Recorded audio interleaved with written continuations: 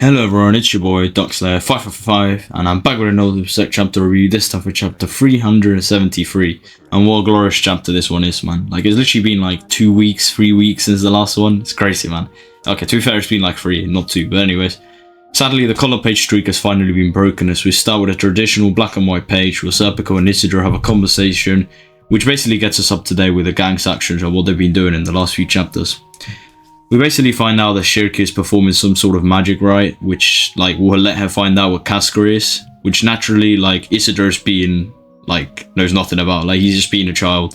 And obviously Serpico had to school his juvenile ass by pointing out that they're fortunate that they have not lost their home. But, like Serpico says, all they can do now is basically trust Shirky into being able to find where Casca is and perhaps, like, making Guts have some sort of reason to keep going now. But yeah, we also see in this page that Shirky needs some sort of attention and help of everyone in order to raise her own awareness. It's similar to like a Genki-Dama in Dragon Ball, where like everyone can be evolved, even the normal humans, which are like peasants to Goku, where they can still help. I mean, like, even the useless people, like the brother of Farnes is helping, like, that's crazy for once. Basically, in the next panel, she now looks like a candle surrounding her. Like, you see these candles around her, she looks exactly like that, and I'm pretty sure it's been done on purpose, like, just to showcase that the ritual has finally started. Which is kind of actually quick pacing. Like, in the traditional Berserk, I would have assumed that, like, for like a few pages we would have had some sort of like exploration as to what's going on, why they're doing it, and how they would do it. This has been like pretty straightforward. In like 4 pages we're already into the ritual. Like, but yeah, we don't get more astral and dimension exploration as Shirky started to be expanding into the realm of the death, or even further as it's mentioned in the text. It would be sick to see, to be fair, what she's seeing. Like, could she see the souls traveling to the realm of the death, including those that have just died in Elf Island? Like, that would be sick to see. And we also get some really cool, like sort of panel on the ground with all the candles. She ends up leaving her body behind, like usual. That means she's finally into the flow state. And like, as soon as she leaves the ship, she gets to see all of like Ganishka's branches, which is actually like really cool that she can see that in the sky, stuff that they clearly couldn't see before, because she's obviously surprised when she sees it. And it means that in the astral realm, they cover the entire Earth, which is obviously why the astral beings can appear not just like near Falconia, but all over the world. I mean, it was basically shown in volume 34 in that panel where Ganishka's like, when he got like opened up, when the astral biome was open, he covered the entire world. If you remember that panel of the Earth, I'm pretty sure that basically confirmed this. But this is the first time Shirky's maybe seeing this then, because I thought they would have seen it by now, but I guess not.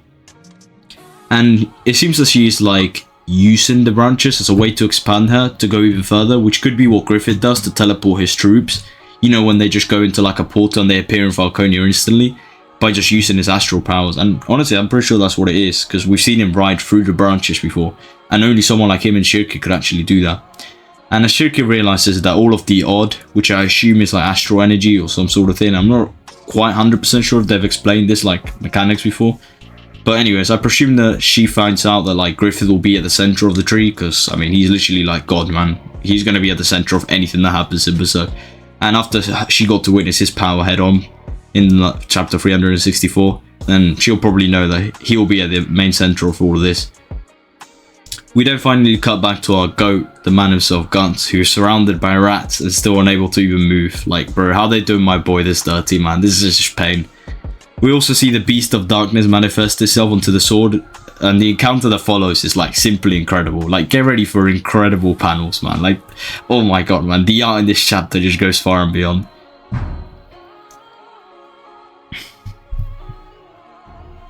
But yeah, we now see the Beast of Darkness fully appear and show itself, and man, like, just look at how good he looks, man. Like, he looks literally flames. Like, bro, Guts appears to be somewhat struggling against it, like as if he's trying to reject it, reject the darkness within him, which is actually good, man. It means that he's still somewhat himself.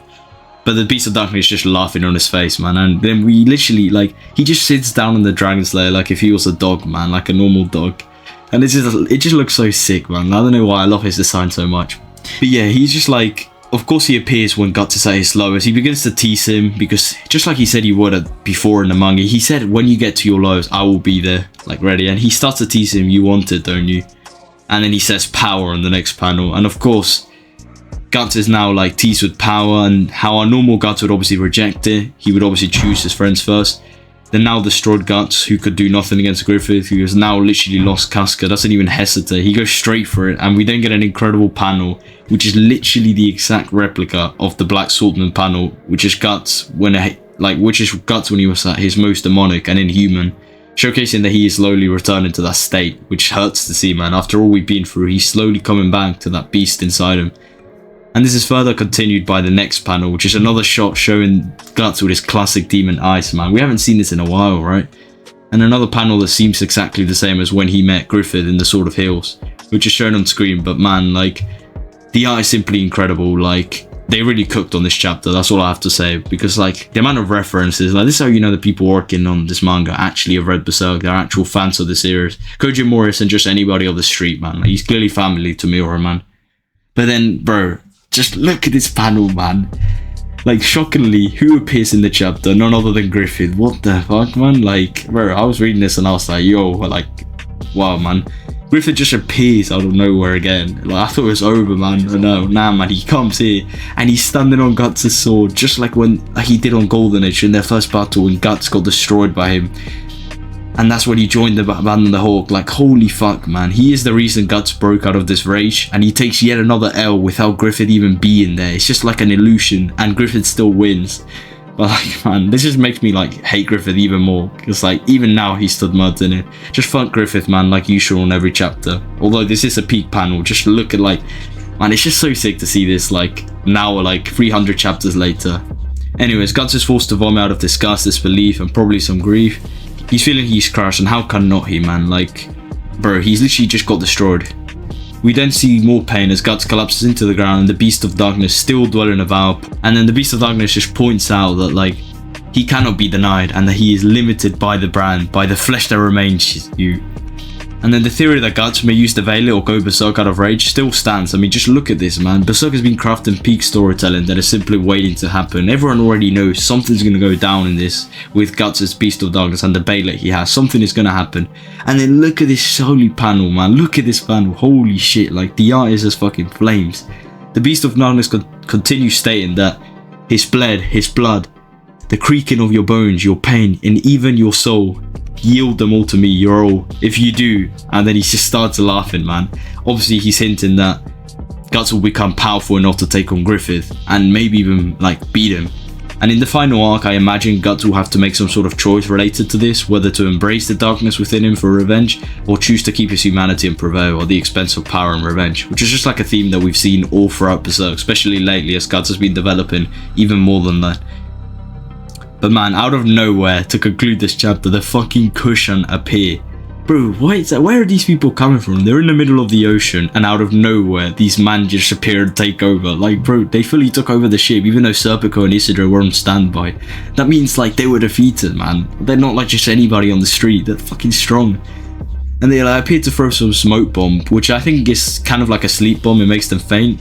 And I think that's how they invaded the ship, like that's how they invaded the ship and defeated Isidro and Serpico. And the next panel just like confirmed that it is in fact the cushion. Like, who else dresses like this? Although, like, they look really like barbaric for some reason. Like, where are their pupils? They just look like apostles type of shit. They look like monsters. If these are actually apostles, then wow, like, where did they come from, man? The ocean, and they just climbed. But why are they so well dressed? Like, they look human to me, although a bit demonic, I don't know. But as the chaos ensures, we see everyone flee and Shirky being protected by Farnese, and we then get to see the final page as they stumble onto Guts, who lays on the floor defeated and covered by darkness, visually hinting at his downfall, man, into it. And who knows what will happen in the next chapter. He may very well go all berserk and slaughter them all, man, which would be crazy. I would honestly not be surprised though, but I'm certainly hyped. Like, Berserk will always be the best one. It always makes me hyped for the next chapter. But yeah, this was a quick chapter review. This was Berserk chapter 373. I kind of wanted to conclude it and make it today quickly. I mean, it came out 4 days early, which was unexpected. But what a chapter. The art was incredible, and we get to see Guts embrace his Beast of Darkness, which is something we just haven't seen. And that Griffith panel was incredible. But anyways, guys, I literally have exams in about 6 days, man, and I'm still making a Berserk video. I literally got exams to determine my entire future, and here I am making a Berserk video. Only I could do this, man. Only I am crazy enough. But this is finally the last one. After this, I have no more exams, and I'm going to make some sort of return to YouTube. So if you're honestly liking me and you like the videos, then please subscribe if you enjoy the video. And if not, then hey, fair enough, you can leave, bro. But I'm going to be actually making some sort of banging content, or at least I'll try, during the summer, not just Berserk, although Berserk will always be here, no matter what. And that's like I've said before, and like I'll always say, it will always be here. But yeah, honestly, I desperately need to get going and get revising to my exams. I need to edit this video, so it's been your boy Darkside555. Thank you for watching, and I'll see you guys on the next chapter. Yeet.